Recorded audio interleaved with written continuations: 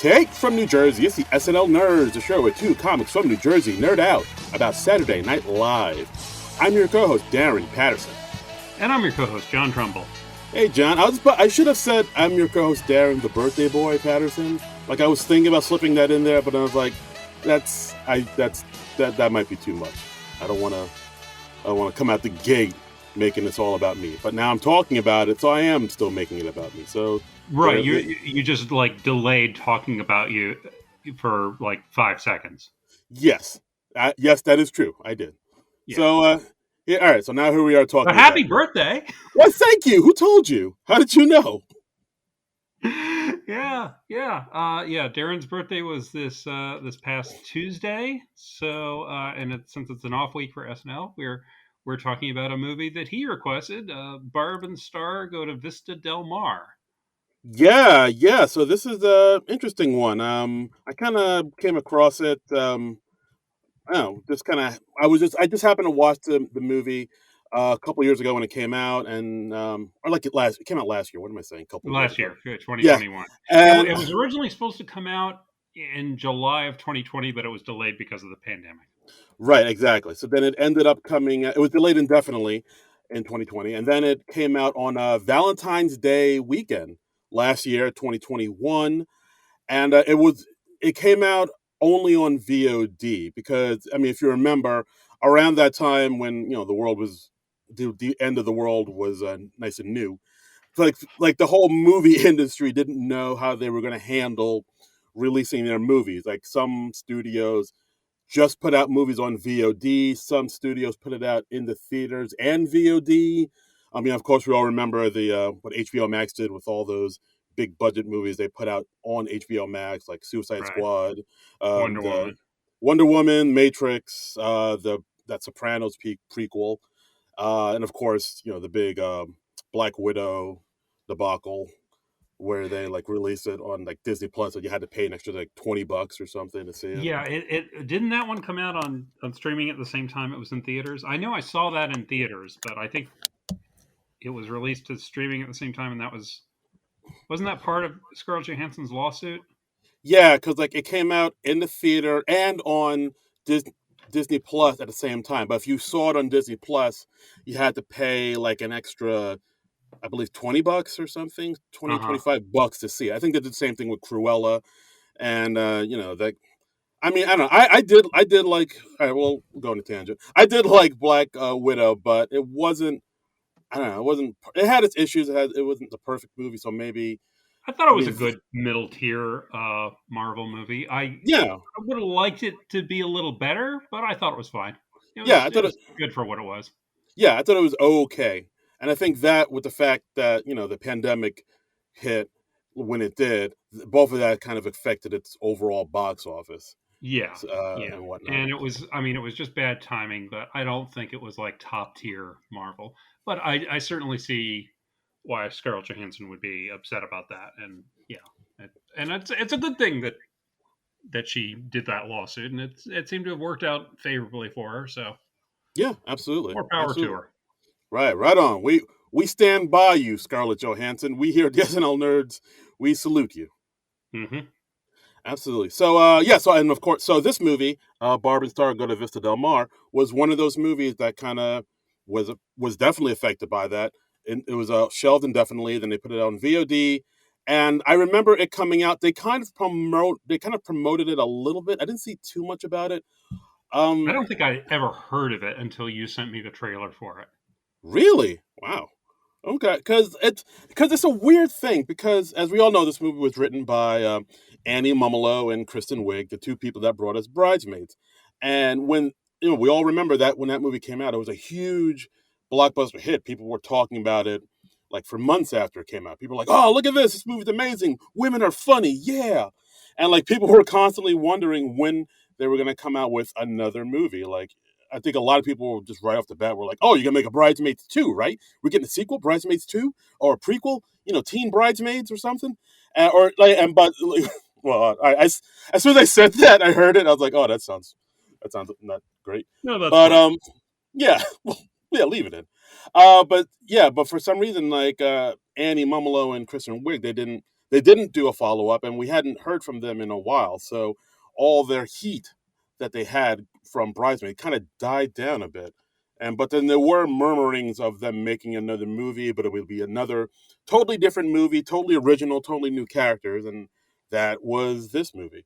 But I think by the time this movie came out, like all the heat kind of totally died down, and of course then the pandemic hit, and then it just got kind of scrapped away, this film, because it's like you said, like I remember reading about it online saying, oh, it's filming in Mexico City in New Mexico, and when it was ready to come out, pandemic hit, and then it just kind of got just pushed to the side to VOD. And I did see like a trailer or two here or there for it, and they did promote it. If you remember, I think it was on the Golden Globes, but the trailers weren't that great, and their little appearance on the Golden Globes wasn't great. I think you probably remember we tweeted about it, but like, oh God, what are they doing on this?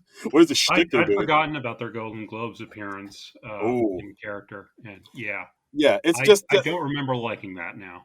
yeah. It was, sorry, I didn't mean to make you relive the pain, but yeah, it was just basically kind of them talking over each other for a good 3 minutes.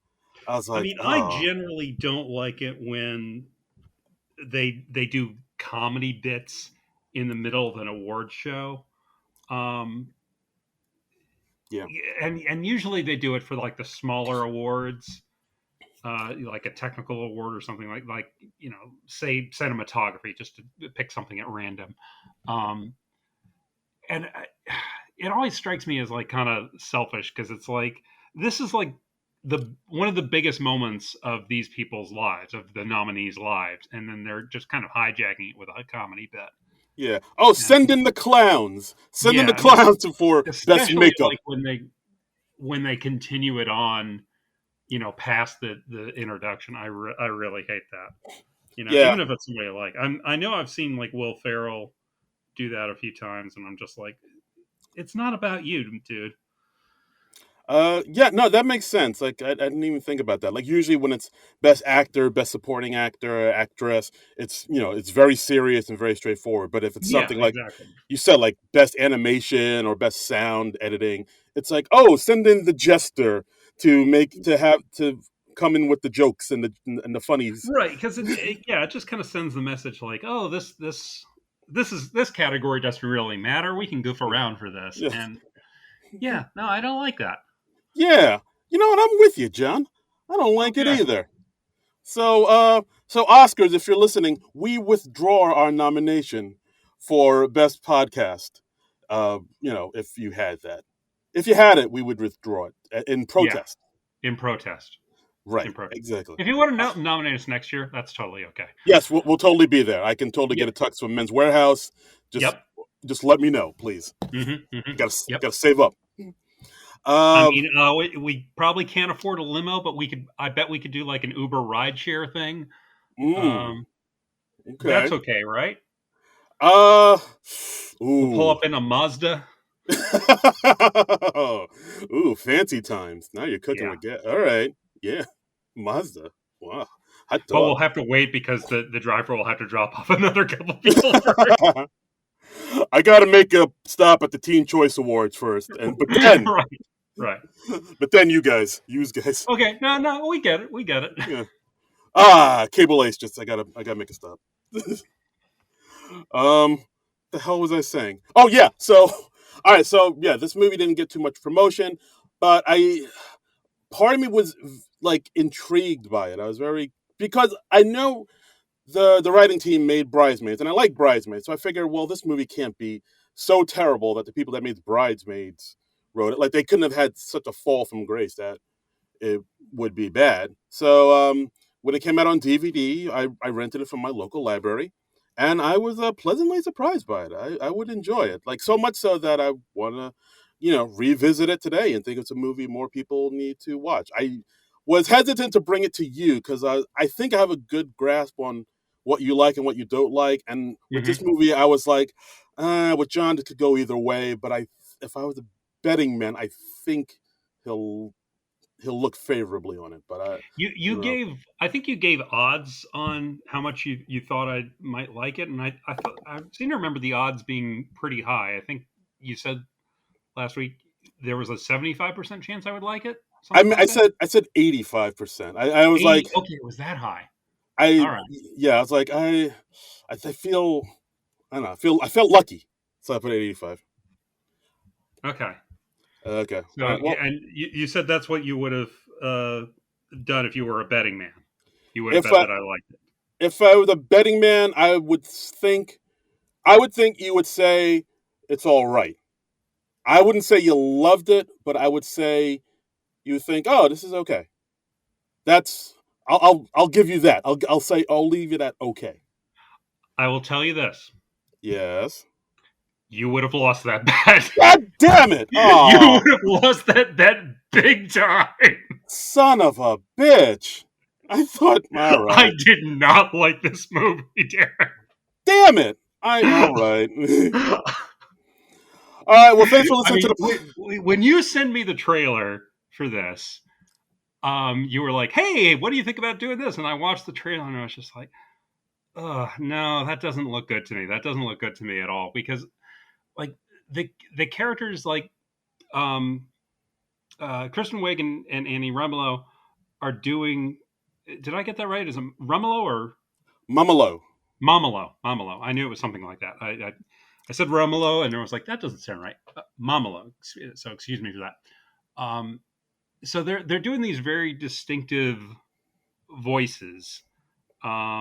Like Like the Midwest characters, Housewives. Yeah. yeah, the characters are from like Nebraska, and they're like, oh yeah, and I don't know. I'm going into like a Fargo voice, but I feel like a little of that goes a long way. I got sick of them in the trailer like that, and it just it looked annoying to me.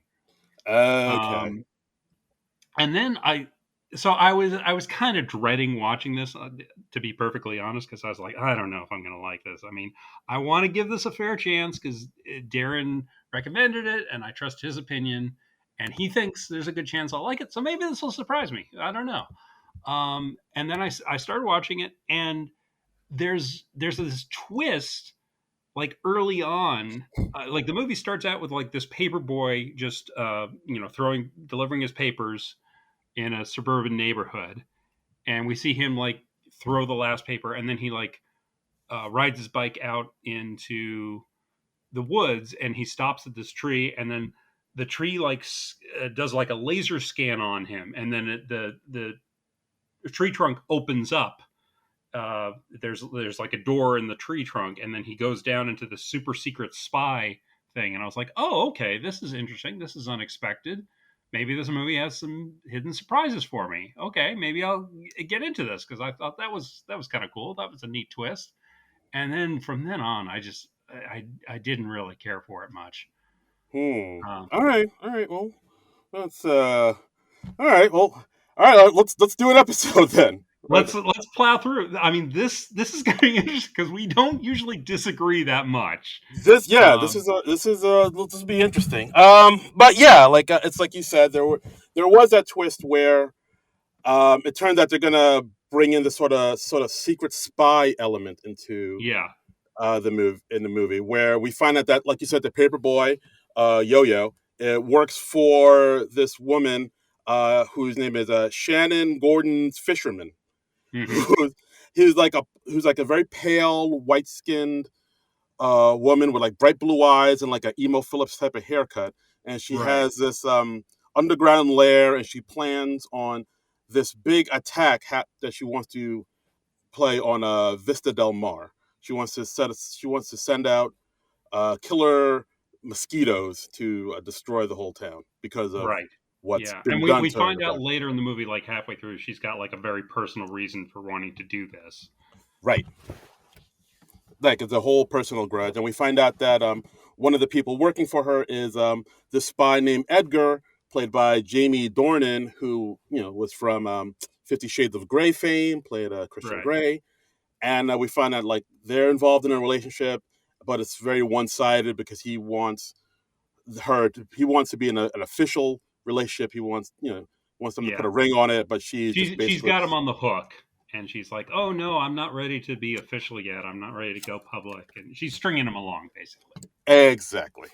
So Yeah, that's one side of the story, and then another side is we introduce our two characters, Barb and Star, who are two best friends. They're constantly by each other's side.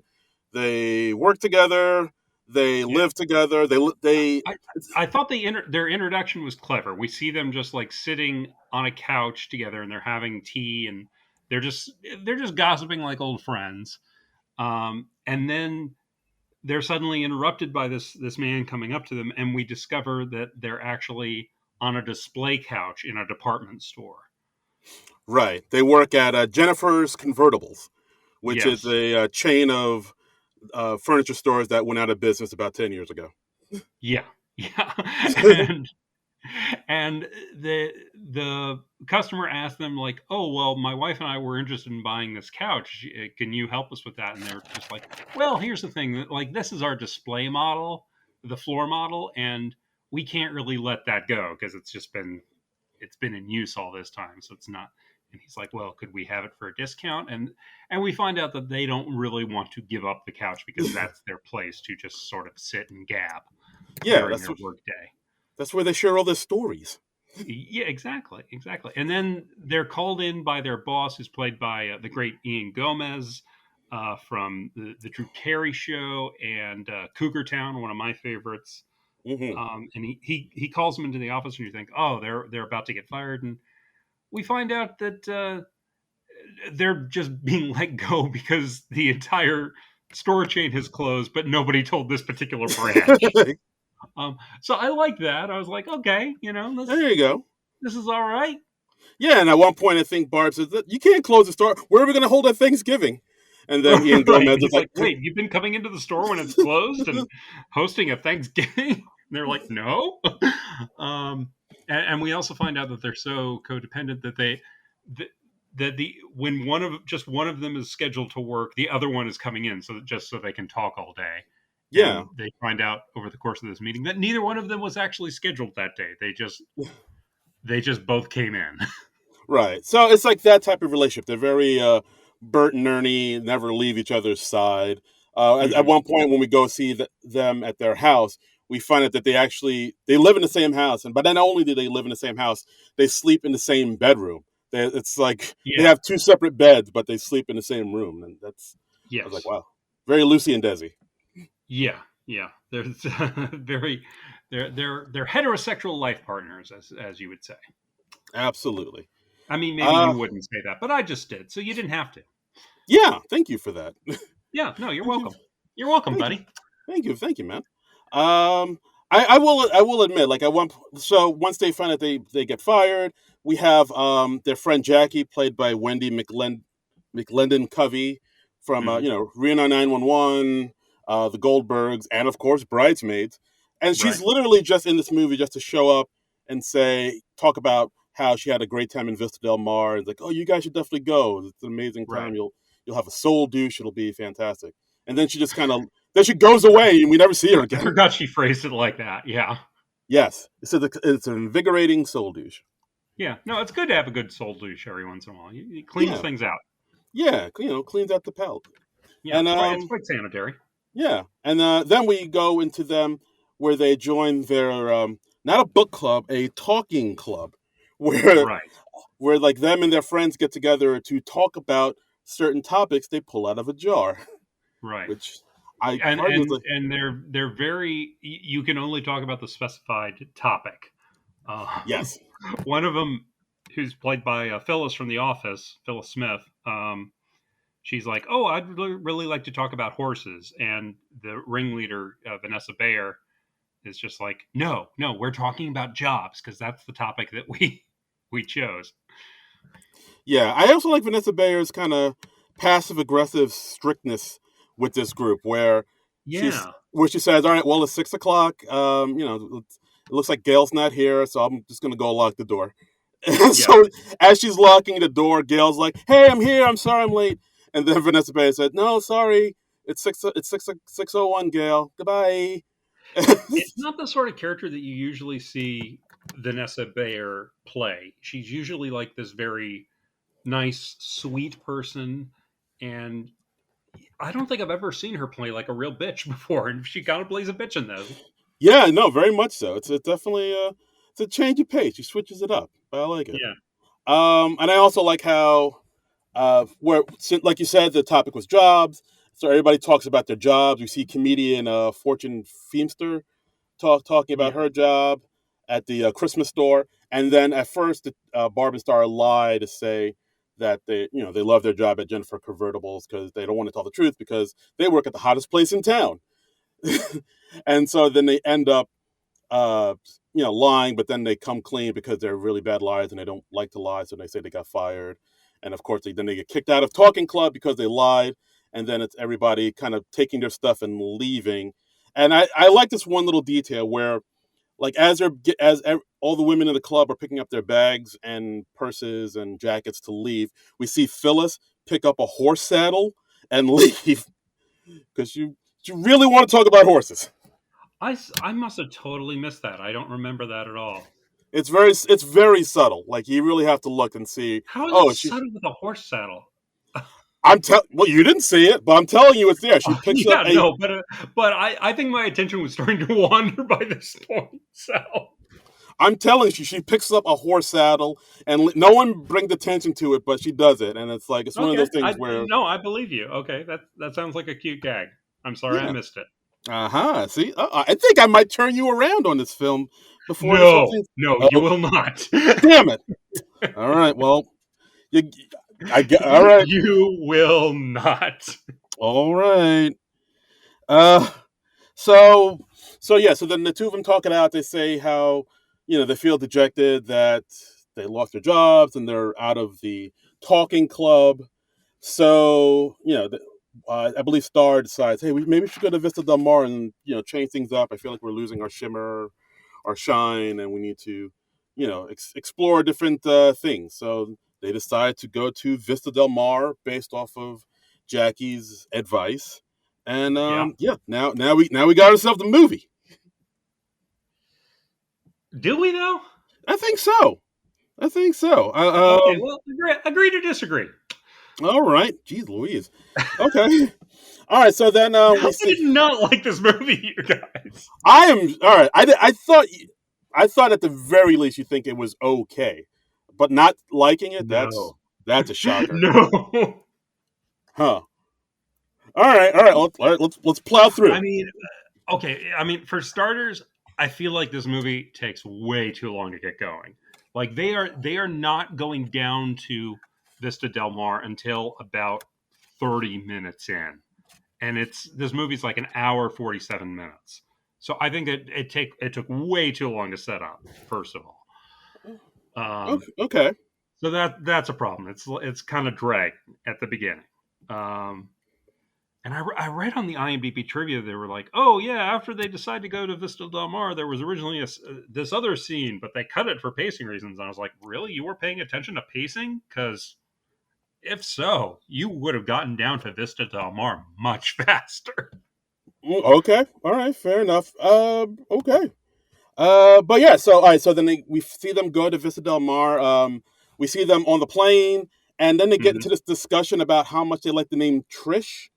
And Yes. that's a whole thing where they talk about how much they like the name Trish throughout the entire flight. And It's they're just sort of creating this character named Trish, and they have all these personality aspects to her, and yeah, and it's just a big montage. It's just like cutting to different points in the flight, and they're still talking about Trish. Yeah. At one point, I did like how they slipped in a really dark joke where we hear Star say, "Hey, you remember that hit and run I got into a few years back, and that lady that passed? Her name was Trish." Yeah, It's like a real quick thing where it's like, "Oh, did Star kill somebody in a hit and run?" But apparently so. Yes. apparently so. So yeah, and then so we get to see how much these two people pretty much like need each other and just like are just kind of joined at the hip. Um, and then we also see that Edgar, Jamie Dornan's character, is leaving for Vista Del Mar with the microchip, and he needs to go down there to plant the detonator that will uh, release the Mosquitoes. killer mosquitoes to destroy the entire town. Yes. Right. So So, they're on a collision course of the wackiness. absolutely. So then they get to Vista Del Mar. They go to the Palm Vista Hotel. We get a Yeah. very nice little song and dance montage opening number where they talk about how amazing this hotel is. And we have, I forget, I didn't write down his name, Christopher McDonald, I believe. Like he's Uh, that's not it. So let me see. Let me see if he's. I think I had the IMDb up. So let me give me a minute to get to the cast list. I know who you're talking about, but I don't know his name offhand. oh, I got it. Michael Hitchcock. Yeah. Wow, that was you were not even close. No, not at all. God damn. um, What did I Michael say? Hitchcock. He shows up in Bridesmaids too, right? He does. Yes, he's Kristen Wiig's boss at the jewelry store. You're right. Yeah. In this one, he plays the concierge, and Yeah. I just know him from a lot of those Christopher Guest movies as well. Uh, He's one of those. Hey, it's that guy. If you yes, saw a picture of him, you'd be like, oh yeah, that guy. You've seen him in a million things. absolutely. Yeah, so they get to Vista Del Mar. They love it immediately. It's the air smells like Red Lobster, and but it comes to find out that they're actually staying at the Palm Vista Motel, not the Right. hotel. So which they, is which is across a very hot parking lot that is like 2 football fields away. yeah, Uh, so they go over there. The guy checking them in is stand-up comedian Jerry Bednob, who is probably best known for the 40-year-old virgin. He was one of the workers in the retail store there. yes, that was a big role for him. Yeah, he was the Indian guy who was like holy shit, you got to get on that. Right. Um, yeah, Yeah, I liked how when they check him in, he says, "All right, so do you guys want towels?" yeah. And they're like, "Yeah, we probably do." You want Uh, sheets for the yeah, bed? yeah, but no pillows though, right? Yeah. And then And there's like a they're just so beaten down at that point. They're just like, okay, fine, no pillows, because they're just so disappointed because the hotel was so nice and festive and ritzy, and then they just go to this no frills motel, and it's just such right, a bummer. right. But then it switches around because it turns out that there is a hotel room available at that hotel because one of the families went missing, Yeah, yeah, and then another dark joke, but again, it's just we had that, and I was like, well, okay, this was kind of funny, but you could have cut this whole sequence I, because I, it doesn't amount to anything plot wise. that I will agree with you because like Yeah, it does it yeah. So for them to go to this nice hotel, then to the crappy hotel, but then go back to the nice hotel, yeah. I was like, all right, It's like a 5 minute digression, and I was just like, okay, well, just get on with it. I'm really ready for the plot to start by this point, and we're close to 40 minutes in. okay. All right, so yeah, so then the ladies go out for the evening to the hotel bar. We got Richard Cheese on the keyboards playing the It was piano. nice to see Richard Cheese. I am a bit of a fan of Richard Cheese. There you go. I used to. He was one of the people that they would. I think he was an occasional guest on the Opie and Anthony show back in their heyday, Oh and he wow. does sort of like lounge swing music, but with like kind of dirty twists on it, and he also does like rearrangements of popular songs as like lounge music, Yeah, and yeah. pretty funny. Yeah. Okay, yeah. I was a big fan of those things back in the day Hmm. too. So yeah, so the two of them they meet up with Edgar.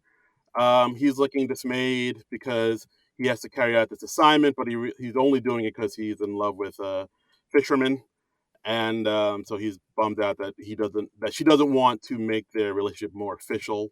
That's like his big thing, and Right. he strikes up a conversation with Barb and Star, and then the three of them end up drinking this ungodly huge drink called the Buried Treasure that's supposed to Yeah. have like a little surprise at the bottom of it. And Yeah, and they say like no one has ever finished it and gotten to the treasure. But the three of them, they finish it, and the Yeah, bartender comes back and he's like, "Oh wow, you actually did that whole thing." And yeah, apparently, like at the bottom, you find like these three pills, and they took the three pills. So, and it's implied to be some sort of hallucinogen. I don't know if it's ecstasy or whatever, but yeah, they're tripping balls. yeah. So then we cut to a scene of them tripping balls in a club, dancing to some like techno version of a Celine Dion song. And then Hmm. I did like this where they after when they're doing all this and they're tripping and dancing and clubbing, then they cut to a scene of the talking club again. That all of them just like quietly sipping tea and somebody saying, "I like I like to look at wicker, but I don't like sitting on it."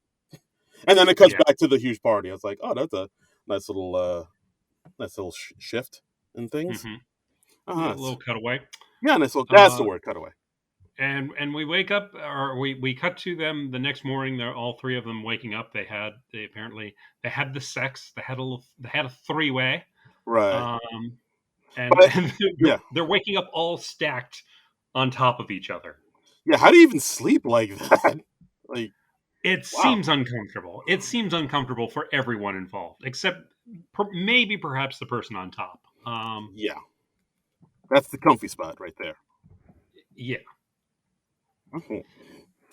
So yeah, so then Edgar thanks him for a lovely evening Hmm. of intercourse and what have you, and Yes. he takes off, and oh, and also we see like during the drunken montage, he drunk calls Sharon Fisherman saying, "Hey, this is off. I know you're just using me, and I don't want to be used and all that stuff." Yeah. Yeah, so he tells her off, tells it like it is. Right. Right. So yeah, so then after he leaves, then Barb and Star go out to buy friendship bracelets like that are super sharp because they're full of like tchotchkes and starfishes Hmm. and shells and whatnot. Edgar realizes that he left the microchip that he needed to set off the detonator. He left it in their apartment because Yeah. It was in his belt buckle, and when he was like taking off his pants to get ready for the sex, right, it exactly. fell out. I think. Exactly. He tells Sharon that she berates him, calls him an idiot. She says she's sending somebody else out there to clean up his mess, and she's really disappointed in him.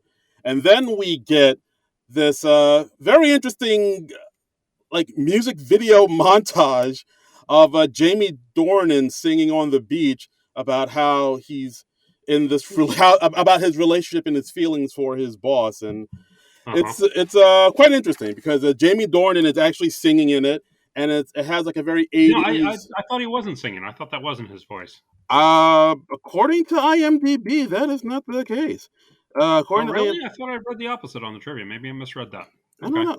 Wait, hold on. Let me. I don't want to mislead the people, but Oh according to no, yeah, okay. It says it is really him singing. I thought it said it's not really him singing, but yeah, and so okay. we see him singing. I don't know if it was him climbing up that palm tree or Well, I think that was like a trick somehow. We oh see him like scaling a palm tree, and he's like comparing how he's doing it to a cat. Like he always had one foot out of frame, so I'm sure he had some sort of platform uh like that was rising. somebody give me a boost like oh. I That's all. that was my guess. I think they were just moving a platform up, and then they just shot it to make it look like he was Hmm. climbing it. But It makes sense. But yeah, so it was him dancing on the beach, doing like almost like Kevin Bacon in Footloose type of like he did do some of the footloose moves, yeah. When Kevin Bacon goes off to the warehouse, the yeah, dimly lit warehouse, and he's like sort of rage dancing yeah. to get all his frustrations out, and It's yeah, and like he's doubled for most of it. yeah, exactly. He's like, oh, I feel so many emotions, and like There's so many emotions. I'm going to be doubled for most of this dance sequence. Ah. yeah, at one point he rips and tears his shirt, which according to Mhm. IMDb, that was his choice. Like he wasn't supposed to, but he says the shirt wasn't designed as a tearaway, but he felt it was necessary. Right. Necessary. Yeah. He was But so into his character. Another fun fact about this. This is the point where I would have turned the movie off if I didn't have to watch the entire thing for this podcast. wow. All right, here we go. At this point, it was like about 40 minutes in. I was like, okay, we've reached the point of diminishing returns. Uh, I know I do not like this movie. Okay. All right. So I just noted that for the record. Okay. So this was the turning point for you. um, Oh, yeah, turning point. But this Less is the where. turning point and more just the confirmation of what I had been feeling for some time. Okay. All right. Well, interesting. All right. Wow. Yeah, I lost big on this one. All right. yeah, All right. you did, my friend. Okay. All right. So at this point, we go back to Barb and Star. They both are very smitten with Edgar. So they both go to see him behind each other's backs. Which so they're Yep. both kind of lying to each other for the first time, which they do not like and feel guilty about. Um, then we see Barb goes over to Edgar's apartment, Edgar's hotel room, and they go for a walk. Barb is a widow. I don't know if we brought that up, but she's her husband has passed, and her husband was named Ron Quicksilver, and according to her, he was so manly there were rumors he was chemically off. That's the Hmm. type of man Ron Quicksilver was. But as she's doing it, she's realizing, oh, I don't want to do this behind my friend's back, So and like we can never be. So then she goes off, and then like immediately after the Barb leaves, and Star comes in, and then Edgar goes on the exact same walk that he went on with Barb, Right. and like then they have a talk, and They're on the same paddle boat yeah, together, and yeah, you hear Key Largo playing in the background again. And of course, Star is divorced. Her husband Carmine was a cheater and cheating on her, and so she has trouble with love. So her and Edgar connect with that, like they're both having trouble with love, and falling in love and connecting with the person that they want to be with. So they find a little connection. There's a little spark there. All right, so Edgar walks with Barb and Star, and also we should also mention that somebody's secretly taking pictures of them while yeah. while this happens.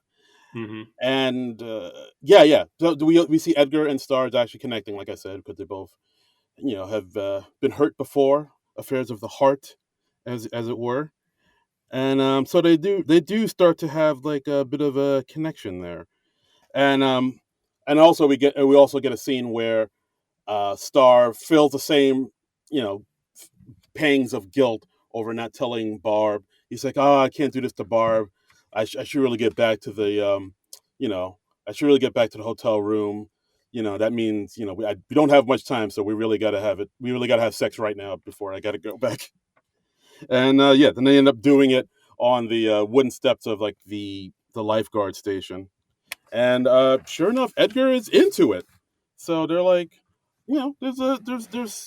there's a pings of love here, pings of affection, as they say. Yeah, I guess. All right, okay, moving on. So then we also cut back to our main villain, Sharon Gordon Fisherman. We learn why she's doing what she's doing, and we find out it's because Yeah. as a child she's had the skin pigmentation, and she was got made fun of all her life by Now children. she was technically an albino, right?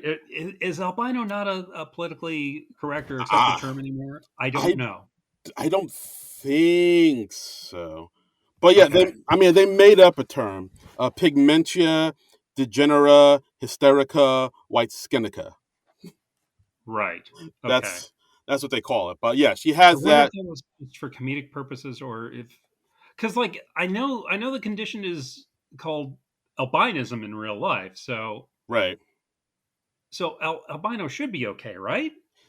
Because I mean it's Uh, derived from the medical term. it should be, but Yeah. don't quote me on that. But it should be. I'm gonna Google it now. Oh boy. All Is right. albino offensive? Oh god. Oh god. It says opinions vary on the use of the word albino. While some find it extraordinarily offensive, others feel the label carries neutral or even empowering connotations. Many people with albinism or albinism, I'm not quite sure which it is, agree that their feelings depend upon the context or intent in which the word is used. The term can be derogatory when said mockingly or with malice, or it can be used innocently by someone who means no offense or is just curious. Okay, Okay. so mixed All right. bag. Mixed Um, reaction. Yeah, guys, call in and let us know. What do you think of it?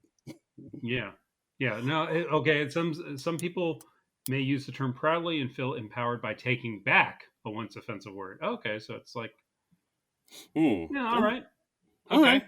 Fair enough. Well, Fair enough. no offense meant. I'll avoid using that for the rest of the podcast. Yes, Um, absolutely. You can use terms like pale girl or white devil or asshole.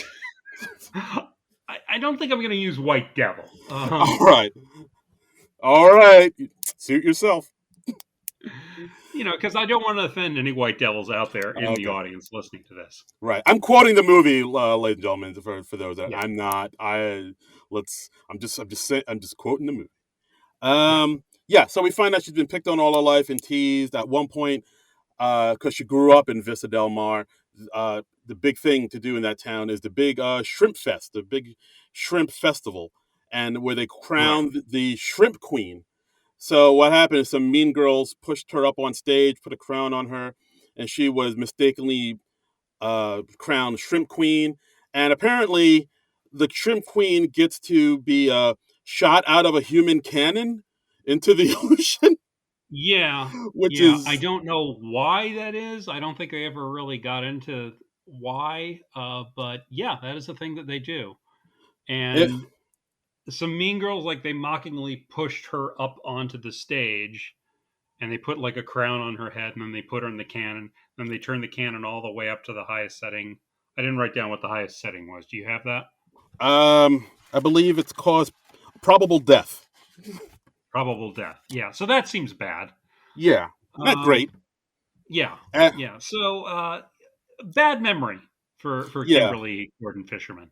right. Yeah, she shot out the cannon and landed in the pool of a Disney cruise ship, Hmm. humiliated. So now, as recompense, she will set a swarm of deadly mosquitoes on the town which once spurned her. Mwah, ah, Yes. ah, ah. Yes. Yeah, so that's the whole reason for the big plan. It's just her, her wanting friends and getting shot out of a cannon and into the pool of a cruise ship. You Yeah. And by this point, this is probably what around close to an hour into the movie, right? probably, yeah. Yeah, okay. Because I have a note, 57 minutes in, it says, I now want to start sending threatening texts to Darren. So, Oh dear. All right, all um, right. but I resisted that impulse. I just want that noted for the record. Thank you, Uh, sir. Happy birthday to mhm. me. Yep, yep. Happy birthday, buddy. Yeah, no death threats. All right.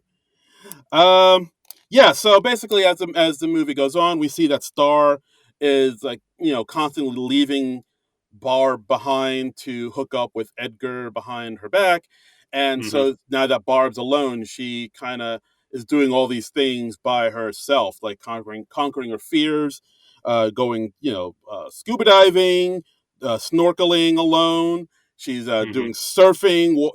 She's getting into drum circles, walking on hot And coals. startling special effects during the surfing sequence, by the way. Yeah, right. I mean, not since Escape from LA has there Whoa. been a surfing sequence so utterly, utterly convincing. I'm my sarcasm alarm is going off here when I hear you say Okay, all this. go to YouTube and look up "Escape from LA" surfing scene, and yeah, be just bask in the glory of it. Uh, Kurt Russell and Peter Fonda surfing together on the fakest looking wave you've ever seen in your life. Hang ten. Yeah, Yeah, so we see Barb like really kind of coming into her own, and she even meets one of her idols, Tommy Bahama, played by Mr. Andy Garcia, in a who nice was little rude cameo. to John Mulaney at a Laker game once. Ooh boy, don't Mulaney, don't never let that go, Mulaney, never let that go. Never let that go. That's right. He was rude to me at a Lakers game once. He was. It was. Don't we Uh, all? yeah. So we see Barb coming into her own. We see Star and Edgar falling deeper and deeper in love as they, constantly bone. At one point, Hmm. she says, in that last position, your dong went really deep in me. It went so deep that it touched my heart. Yeah, So, like, they're falling in love, but of course, Edgar wants to tell her the truth about what he's really here to do, because he told Star that he's a clam inspector and he works for Clamco. So yeah, that's his very brilliant cover. yeah. By the way, did you notice on the IMDb trivia who they originally wanted to play Tommy Bahama? No, who they wanted to play? They wanted Barack Obama in the Oh, play. that would have been that would have been a get. Yeah, I think he probably had other commitments. He's doing other things. Yeah, Yeah, he's like, oh, walk-in cameo on a Kristen Wiig movie. I don't know if I can do that. No. yeah, That was a but that terrible. would have been interesting. Yeah. Oh yeah, the Tommy Bahama appearance was originally meant to include Panama Jack, and they really wanted Barack Obama to play him. Oh, Uh-huh. that would have been. I mean, wow, that would have That would have been something, right? quite the coup. Yeah. I will admit. I Um. wonder how far up the ladder that went. Uh. I wonder how close that offer got to reaching Barack Obama. like if that offer got even to Michelle, I'd be impressed. You Like, think hey, Michelle is like the last line of defense? You think all the things go to Michelle before they go to Barack? yes, I think so. Okay. I Like, mean, because and I can kind of see where they were coming from because he has done some comedy things in the past. He did he did Between Two Ferns back when he was like rolling out the big healthcare plan, and he did Comedians in Cars Getting Coffee. So I think he would be not adverse to maybe doing a cameo, but I think it would have to be in the right project, you know? yeah, I totally agree. Like he is, I mean, he is a funny man, and he does have comedic chops. I think he's been Hmm. on like late night talk shows and whatnot, and he is Yeah, very charming. But yeah, like something like this, I was like, I don't want to say beneath him, but it's I will say beneath him. okay. This movie beneath Barack Obama. You know what? Yeah, I'll say as much as Yeah, I like this movie. Even I'm like, Barack, you can do better. you'll co-sign on it. Yeah. Yeah, exactly. Wait till my script gets into your Exactly. office. All right, Exactly. I'm finishing up right now, Barack. Finishing. By the way, I have another note. This was about an hour or 7 minutes in. I think it was right around the end of the Tommy Bahama scene. Uh, and my note reads, "I hate Darren for doing this to me." Oh boy. All right. So, Well. yeah. All right. Moving right along. Hmm. All right. Well, I will admit. All right. So as much as you didn't like this film, I will admit the one thing I was kind of not too hot on was um, Damon Wayne Jr.'s character in this. I will because like he is sort of the backup spy that Gordon Fisherman sends to clean up Edgar's mess, and I felt like he was You know, I, unnecessary. I actually kind of liked Damon What Wayans the fuck? Jr. I'm going to disagree with you again. God damn Um, it! like the running gag with his character is he's constantly giving away too much information about himself. He's giving away his real name. He gives away his address. Um, he gives away his vital statistics when he leaves a package for Jamie Doran outside of his hotel room. Yeah, that I thought I was thought funny. that Like was kind of cute. where like he. Now you're just fucking with me. Like I did. No, I'm not. I'm not. I do generally like David Wayans Jr. as a performer. I like Right. him in the things I've seen him pop up in. Yeah, no, I like him too. I thought it was funny. I did think that one point where he brought the microchip to Edgar's hotel room and he put it in an envelope that said big letters, "Microchip is inside." I thought Yeah, that was funny, but like as far as like the whole for his part in the whole movie, I was like, I don't know, he's not really like necessary, really. Like the same yeah, way, no, yeah, probably not strictly necessary from a plot standpoint, but yeah, like the same way Wendy McLevin Covey's character was like wasn't super necessary, but it was nice to yeah, see them in it. But I was like, hmm it's kind of like a appendix. There's you can snip that right off. yeah, yeah. He probably is. You probably could edit him out of this movie without too much trouble, but it was Damon Wayans Jr. and I was happy to see him pop up. That was fun, Right. I and hear you. I kind of like the running gag with his character. All right. All right. I'll give you that. I'll give you that. Where was we? All right. So yeah. So, ba. All right. Yeah. So it's we see Star and Edgar falling in love. At one point, we see Star talking to a crab on the beach that talks back to her Right, in a Morgan Freeman voice, but it's the not voice of Morgan Freeman. Yeah, Freemund with a D. But yeah, it's it's not the actual Morgan Freeman. The guy doing the voice was what I had his name. It was Josh Robert Thompson, who is probably best known for he voiced um, Craig Ferguson's robot skeleton sidekick on oh The Late Show with Craig Ferguson, The Late Late Show. oh shit, really? Yep, yep. He does I a great Morgan Freeman. He did the Jay Leno fly. He did Robert De Niro. Very funny guy. I did not know that. Wow. All Yeah. right, So the crap was voiced by him. guys, if you haven't seen Craig Ferguson, highly underrated. I thought his show Go was on like YouTube and check out some clips of Craig Ferguson in the Late Late Show. Very like entertaining. Loved him. Still miss him in late night. yeah, no, he was doing stuff in late night that was like really kind of shaking things up, and like he just kind of, Hmm.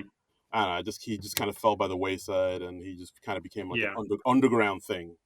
But yeah. When the whole shift came, like when because I think he had a contractual thing where he could have possibly taken over for Letterman if he wanted to, but I think he chose not to do that, and then they went with Stephen Colbert, or yeah, maybe they went with Stephen Colbert and they bypassed Craig Ferguson, and I think Craig Ferguson had some clause in his contract that he got like a nice payout because they didn't go to him first. yeah, I mean, I think that's fair enough. I think he Yeah, knew that his style of comedy isn't for the masses. Like this is for like a yeah, certain yeah. It's like when you're on at 12:35, you can be a little quirkier, and you can get weird, that's where you see the most interesting stuff. I think right? you wouldn't think an hour would make that much of a difference, but apparently it does in late night. It does indeed, absolutely. Okay, so back to the movie. So Hmm. Barb overhears Edgar talking to his boss about not wanting to do this anymore, and like I've fallen in love with the star, and I don't want to carry this on. I know you've just been using me. We Right. see Fishmaker, kind of stringing him along some more, telling him that Barb and Star are actually spies sent from an agency called the HPV, and like she sends him the pictures that um, that she took of them on their walks, saying that those pictures were taken by this agency and they're here to take you down. And so now he believes that, and then uh, Fisherman says, yeah, now you got to kill them, you got to take them out. So then Barb goes to warn Star about it. Star doesn't believe her. Then Edgar shows up with the gun to shoot them both and ties them up. And Mhm. yeah, this is what it's all And, happening, and man. and there's a fun callback where like when we early in the movie when we see them packing for the trip, we see one of them put like this big thing of rope into their suitcase, and then when later they're tied up with the rope, they're just like, "Oh, why did we bring this rope with us?" I thought that was cute. There you go. You thought it was cute. All right, small victories. Yeah. We'll take them where we can get them. Uh huh. Uh, so yeah. So then as I'm Edgar, throwing that crumb out there, and you're just going for it like a pigeon. delicious, delicious crumb. Nom, nom, nom, nom, nom, nom, nom, nom, nom, nom. Ooh. Oh, tasty, tasty crumbs. So then Edgar leaves them tied up. Barb Yeah. and Star, they manage to get their way out of the rope with their friendship bracelets that are like super sharp, as they pointed out earlier. And Yeah. yeah, so then as they attempt to go after Edgar, we see Sharon Fisherman pops up, and she knocks them both out.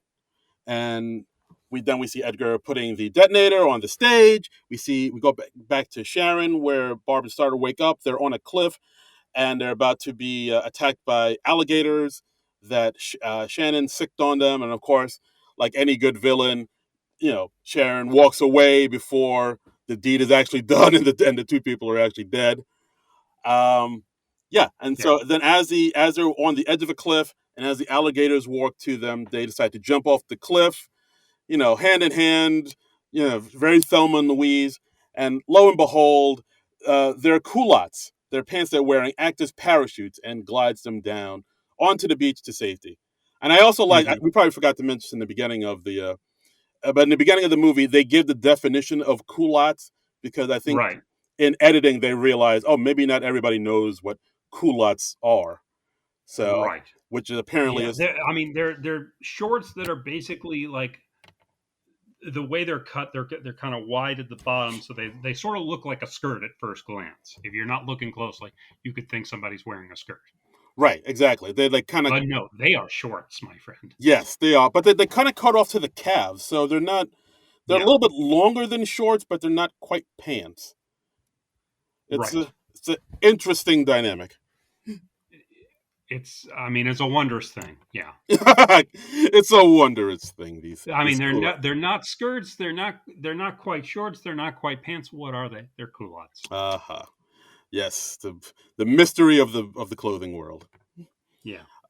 Yeah. So then Sharon meets up with Edgar. Edgar, and she tells him the truth. They're like, "Oh yeah, they weren't really HPV agents. I just said that to get you to do what I wanted." Um, Yeah. and just as Sharon is about to hit the detonator to trigger the thing to release the killer mosquitoes that are in a submarine driven by Yo-Yo, the small Asian boy at the beginning of the film. We see that Edgar knocks her out unconscious with a big bottle of sand art that he made with Star. So now they're running to take care of the detonator. So to save the city of Vista Mhm. Del Mar.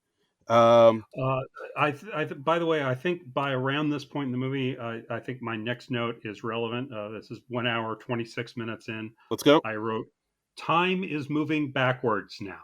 So Jeepers. All right. Well, I'm really enjoying it at this point. this sounds like sounds like a 5-star movie for you.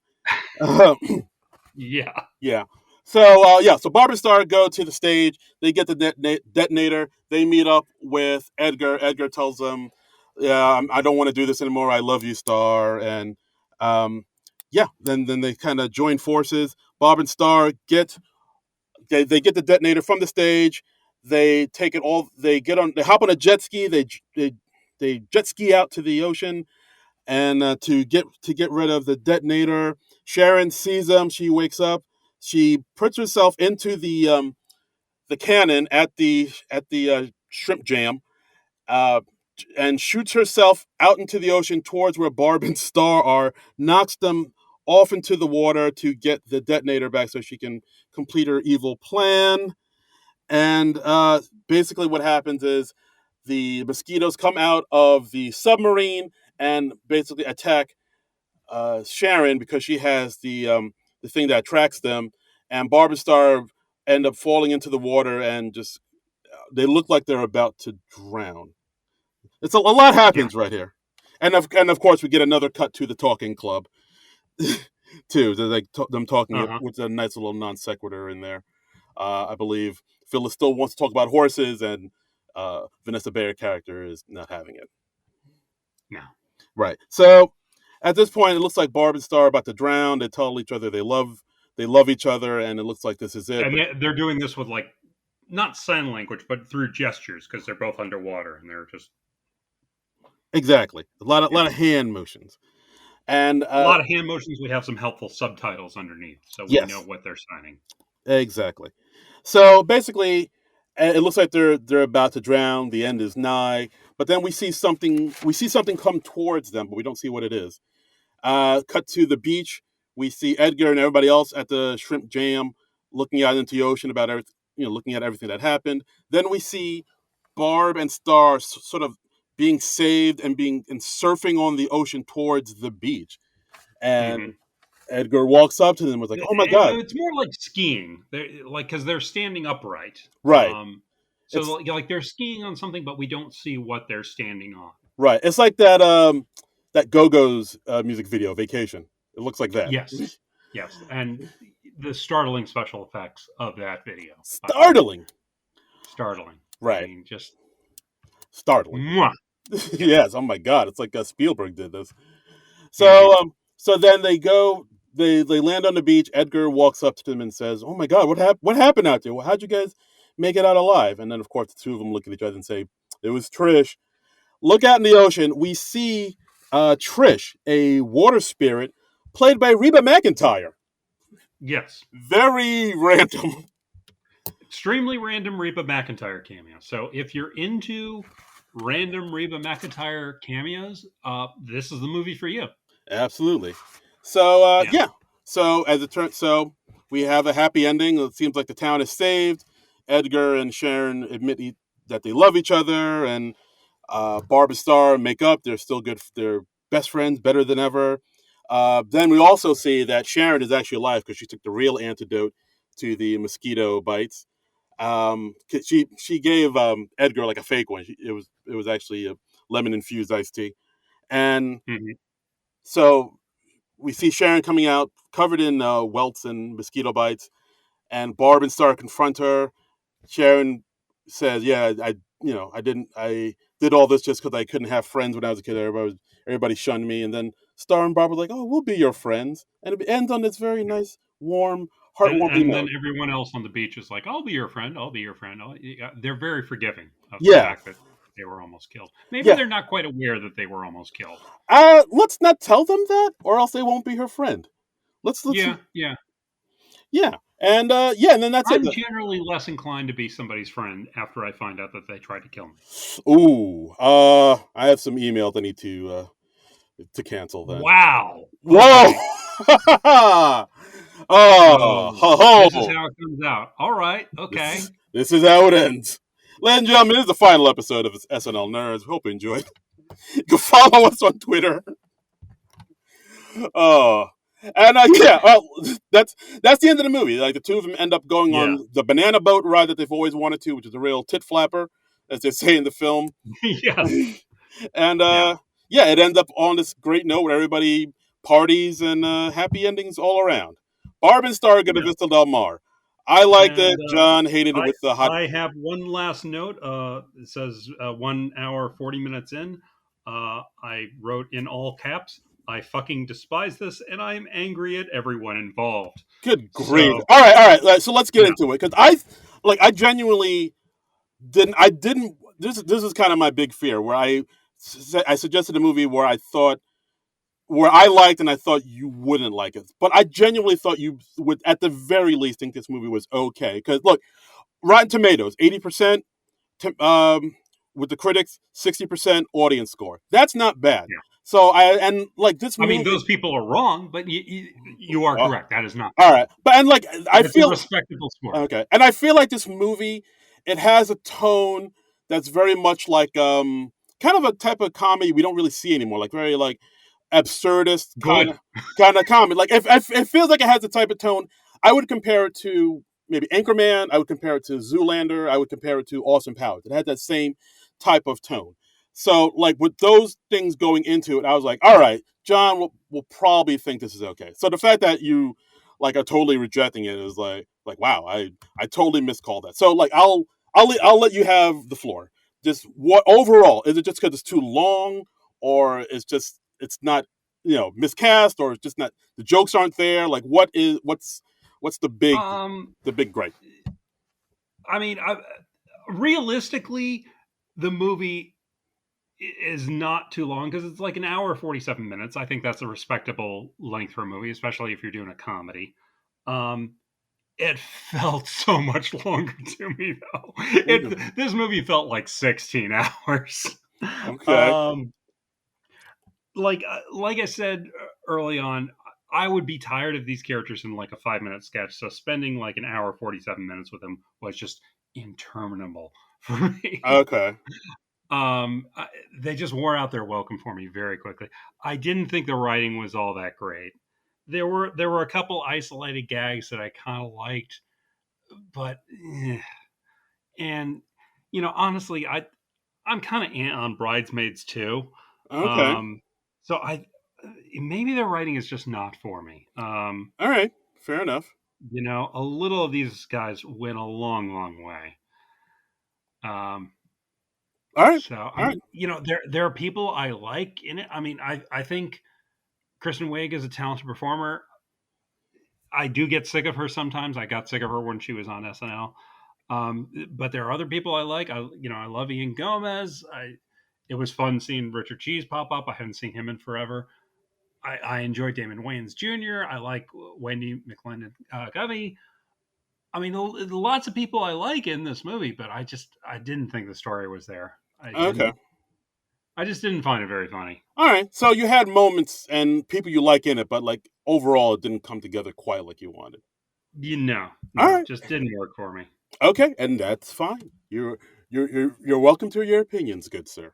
Yeah, I yeah, mean and I appreciate that you enjoy it. I yes I mean for I me yes I'm glad that this movie gives you pleasure. I yes this movie's dong went really deep in me. Like I feel Yeah.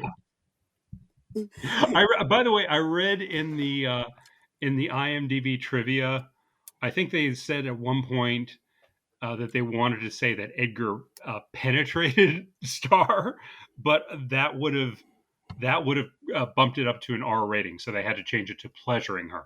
yeah So that's I mean I guess I get it, but yeah that's a weird that's distinction to make. that's so weird. That's so arbitrary. Yeah.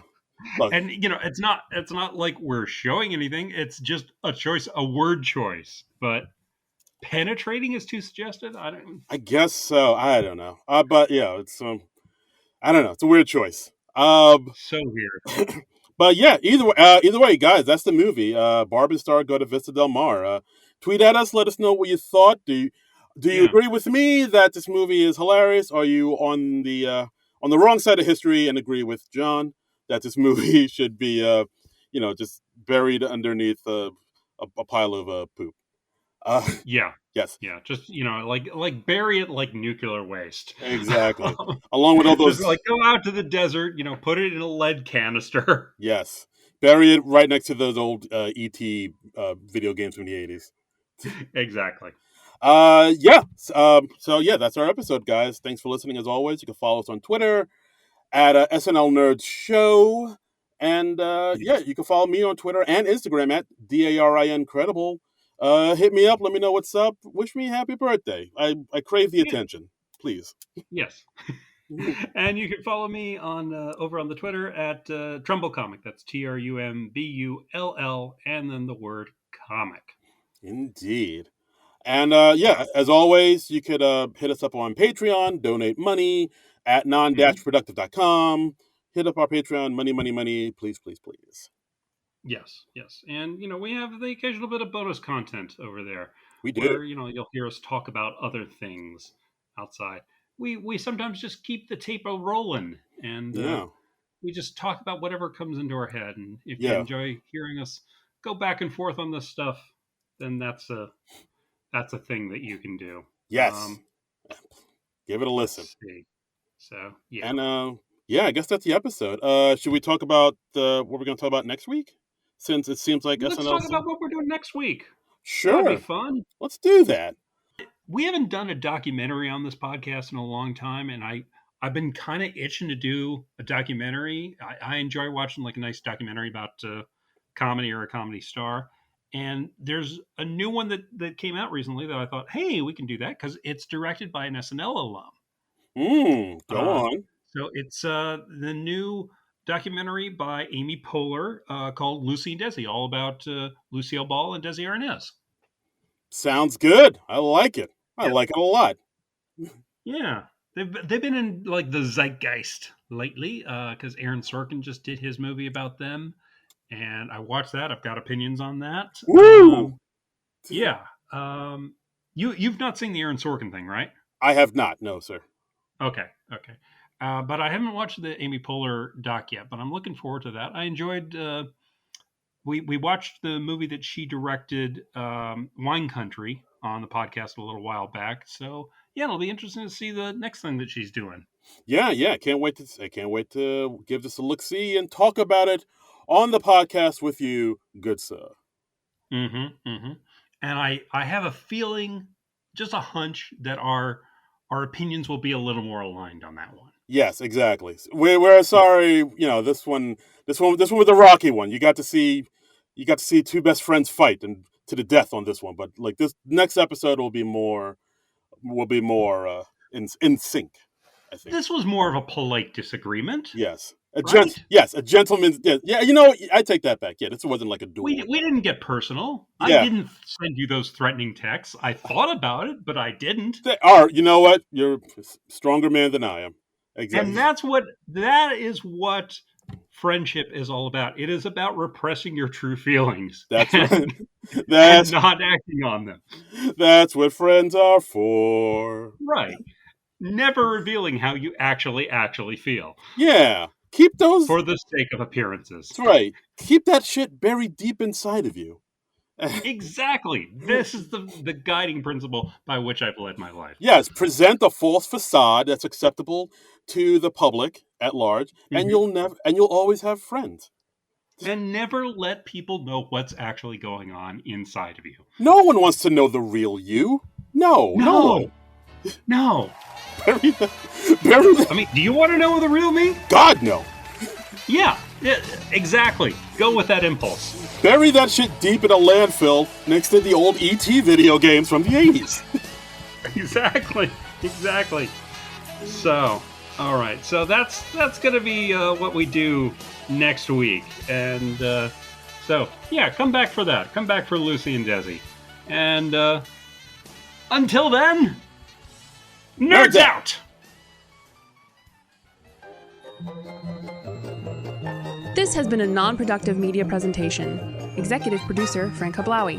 This program and many others like it on the Non-Productive Network is distributed under a Creative Commons Attribution Non-Commercial No Derivatives license. Please share it, but ask before trying to change it or sell it. For more information, visit non-productive.com.